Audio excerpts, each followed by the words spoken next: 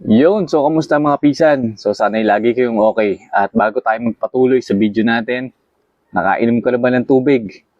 Yan. So lagi dapat tayong umiinom ng tubig. Lalong-lalo na ngayon na ganito ang klase yung panahon. At mahaba-haba pa yung bibilangin natin mga araw bago mawala itong ganitong kainit no, na klima sa ating bansa. So, ayan. Ang topic natin ngayon, preno ulit, brake ulit. So yung previous topic natin is kung paano mag-maintain, maglinis, mag-lubricate. So ngayon naman, ang gagawin natin ngayon ay ang magpalit ng bagong master cylinder sa rear brake ng ating mga motorsiklo. So kung interesado kayo sa ating topic, stay tuned lang kayo mga peace.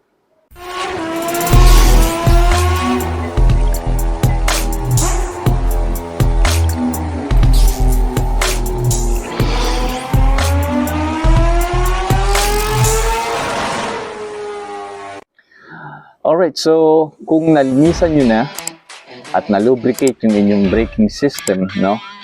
At bumabalik pa rin yung issue ng pag-i-stack up ng inyong preno, baka oras na mga piece na magpalit tayo ng pyesa. Yun. So yung iba, nire-repair nila. Yung iba, bumibili ng bago. So mas nire-recommend ko yung bumili tayo ng buong assembly kaysa mag-repair. Pero nasa sa'yo yan, kung talagang sobrang galing mo at magagawa mo yung ginawa ng manufacturer, ikaw na. Yun ang gawin mo, no? Pero kung may budget ka naman, yan, bili ka na lang ng bago, mga piece. So nga pala, shoutout ko nga pala yung mga bago nating subscriber, no? Bago tayo magpatuloy. So, shoutout kay... ayun, shoutout na yung ibon. Alright, so shoutout kay Sir Fat Rider, no? Salamat sa pag-subscribe. So, meron din tayo ditong tropa, MJ Cabiles. Yan, shoutout sa'yo, sir. Tropa natin yan. And then, yan, meron din tayong bagong subscriber na si Sir Chad. Sir Chad Anthony Villas. Yan, or Villas. Yan. Correct me if I'm wrong, sir, no? Alright, so next ay si Sir D-Marks Motovlog. Yan. At last ay si Sir Bisayang Dako TV. Yan. Shout out sa inyo lahat at shout out sa lahat ng hindi ko nabanggit. Yan. Maraming salamat sa suporta niyo mga fish. Alright, so balik tayo sa topic natin. Alright, so sa kaso ng aking motor, no, sa kanyang brake, nalinisan ko na. Yung piston ay maayos, makinis at gumagalaw or moving. Yung brake hose ay okay din. Pinadaluyan ko yun ng brake fluid at wala namang mga bara. So, ang naisip ko na problema, since okay naman yung the rest, ay itong ating brake pump or yung rear master cylinder. So, kailangan na natin palitan. Alright, so about dun sa pagpapalit mga piece. So hindi madali makita yung talagang brake pump na ipapalit natin dito sa GPR or yung specific na brake pump na pang GPR. So naghanap na ako sa Facebook, sa Shopee, Lazada at wala akong makita mga piece. So dito tayo bumagsak sa RCB. Yan. So, siguro naman kilalang-kilala nyo itong brand na to. Yan.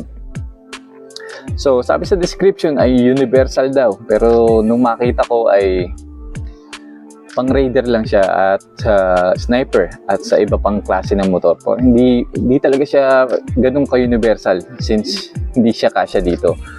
So, nasabi ko na hindi kasya dahil ang kanyang butas, yan, yung kabilang yan, ay 5 cm, no? Yung butas ng ating lagayan ng pump ay 4.5 lang mga piece. At yung thread nito ay 8 mm. Yung ating tornilyo ay 6 mm lang. So, ginawan ko ng paraan, bumili ako ng parang adapter, no? So, meron tayong nabiling ganito. Yan. So, from 8mm to 6mm. Yan. So, ilalagay natin siya dito. Lalagyan natin siya ng thread locker para mag-stay siya dito sa thread nitong ating brake pump. Okay? So, yan. Ganyan yung itsura niya mga piece. So, flat black yung kanyang pintura. Meron siyang serial number dito sa kabila, sa ibabaw. Ayan. Meron din siyang nakalagay dito na S4. Ayan. So, alam ko naiikot to eh. Yun. Naiikot nga siya. Pero dahan-dahanin nyo lang mga fish, baka may mangyaring di okay eh. So dahan-dahanin lang nating ikutin, no? Ayan. Okay, so tara at mag-start na tayong magkalkal at magbaklas ng ating brake pump. Alright, so start na tayo mga fish. So medyo maproseso at messy itong gagawin natin, no? So kung gusto nyong i-drain yung brake fluid, nasa sa inyo yan, no? Kung gusto nyong gawin yun muna para hindi masyadong makalat, or kagaya ng gagawin ko ay aalisin ko lang tong ating connection, itong mga hose, no? Yung hose na papunta sa caliper natin at yung hose na papunta sa ating reservoir. Yan. So, syempre, bago nyo gawin yan, lagi kayo maganda ng basang-basahan para hindi ma-damage yung ating mga pintura, no? Alright, so, ang una nating aalisin, mga please, ay itong papuntang caliper, no? Yung brake hose na papuntang caliper. So, ang kailangan natin dyan ay tignan natin 12. Yan. So, open wrench yung kailangan natin para ma-open to. Yun. Alright. So, kapag nabaklas nyo na yun, isunod nyo na to, no? So, 8mm ang sukat ng wrench na gagamitin natin para dito. So, baka tanong nyo, sir, kala ko ba 6mm? Yung 6mm mga piece ay yung sukat ng thread ng tornilyo na to. So magkaiba yung sukat ng thread sa part na to ng tornilyo, no? So iba yung size nila. Yan. So baklasin natin. Next natin ay ito, mga piece, no?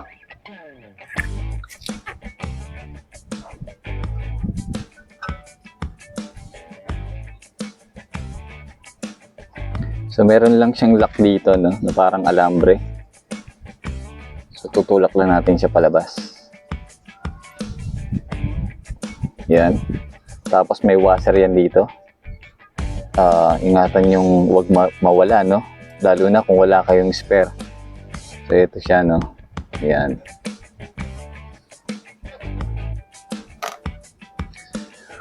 Okay, tapos itulak natin itong pin.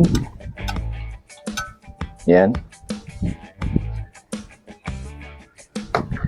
At next natin ay itong sa reserva. Tanggalin natin yung tornilyo. Oops, teka. Abaan natin. Need natin na extension para hindi tumama sa ibang parts itong ating ratchet. Yun.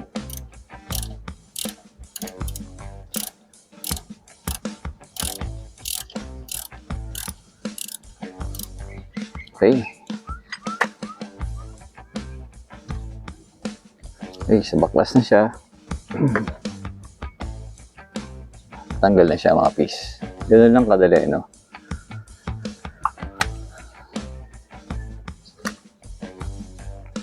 So nga pala, baka mawala nyo to. Ito yung nakakabit dito. Yan. Parang stopper sa tornilyo, no? Huwag nyong iwawala to mga pisan. Okay, so ito na, no? Ayan, nabaklas na natin. So papalit na natin yung ating bagong pump. Yan. Alright, so bago natin gawin yung mga piece, no, sabi ko nga hindi siya sukat dito sa ating butas, no. Ito siya. Ayan, hindi siya sukat. So mag-a-adjust tayo dito sa kabitan. So, alright, so sa pagbabawas natin dito mga piece, sa part na to, no, dito, pwede tayong gumamit ng grinder or kikil. So kayo na bahala, no. So sa paggamit ng grinder, huwag kayong mag-i-start hanggat wala kayong protective gear. At laging merong dapat protection dito, no, yung cover sa grinder. Tapos ayan, suot kayo nito, no, goggles, para kung sakali may tumalsik dito habang nag-grind kayo, hindi mapupunta sa mata nyo, no. Ayan. Alright, so tara, mag-start na tayo mga piece. 2,000 years later. Alright, so natapos ko na mga piece at nag-grind na natin itong part na to. Ayan. So try natin isukat na yung ating brake pump ng RCB. Ayan, tignan natin kung sakto na.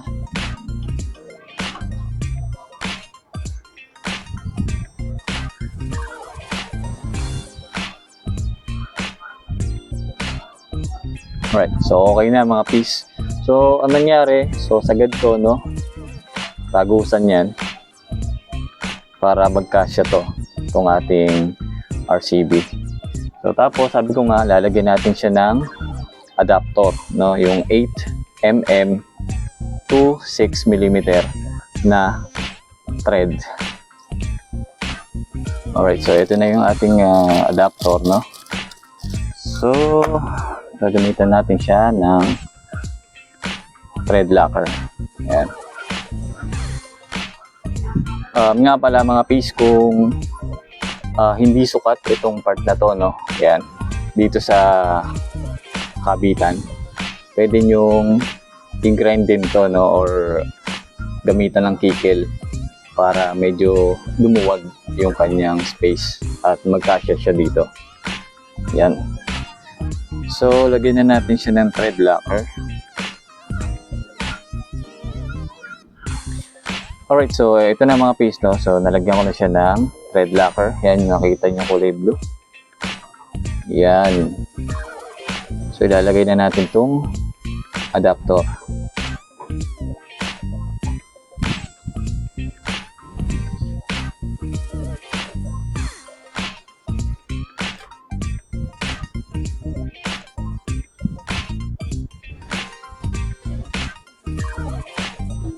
Kaya wag masyadong marami yung paglalagay natin mga piece, no. Tama lang.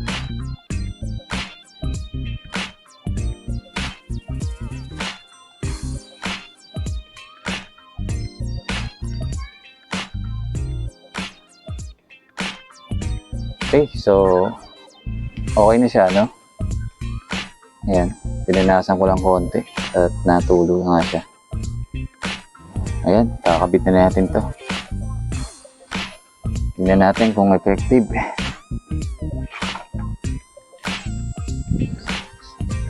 Try muna natin na wala yung guard, no?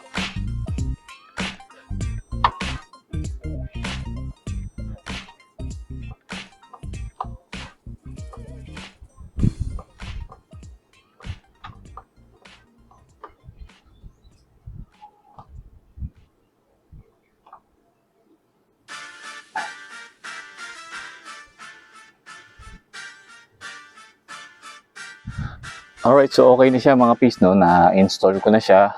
Naikabit ko na yung hose ng reservoir, pati yung hose ng papuntang caliper. Yan. So dito baka magtaka kayo, no, bakit hindi tapat yung butas. So ang gagawin nyo lang dito mga piece, tulak nyo lang siya ng konti para tumapat siya dito sa butas ng ating brake pedal. Yan. So, next na gagawin natin is i-bleed natin tong ating brake fluid kasi malamang may hangin to sa loob. So, kailangan natin i-make sure na walang hangin itong ating brake system, no? So, same process lang, no? Kung paano mag-bleed. So, yung usual na paraan is i-pump to, no, ng ilang beses, tapos open yung bleeder nipple sa may caliper, no? Kung natatagalan kayo sa process na yon, so meron tayong previous video na pwede nyo makita o mapanood kung saan ay ginagamitan ko siya ng syringe. So dito nyo ipapasok yung dulo ng syringe. So tatanggalin nyo to mula sa reservoir, tapos i-inject nyo dito yung brake fluid. So yun yung mas mabilis na paraan, no? Kung wala naman kayo syringe, so stick tayo sa usual na method, yung pagpapump. Alright, so tapos na tayo mga peas. So na-bleed na natin at lahat-lahat okay na, no? So try na natin kung talagang okay. So try natin pagulungin tong gulong or paikutin tong gulong at i-brake. Iyon, no? Kapit eh. Isa pa. Iyon. Ayos mga peas. Okay.